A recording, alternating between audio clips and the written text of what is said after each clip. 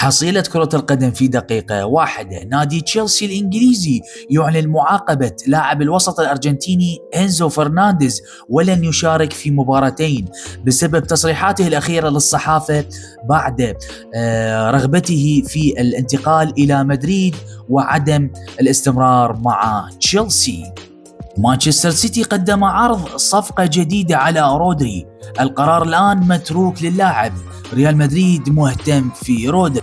كريستيانو رونالدو عاد إلى النصر بعد إصابة استمرت لشهر كامل، ممكن مشاركته في المباراة القادمة للنصر.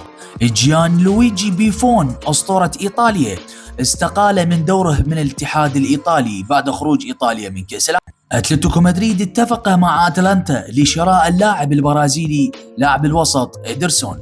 رئيس الاتحاد الإيطالي غابرييل أيضا استقال من منصبه بسبب خروج إيطاليا من كأس العالم.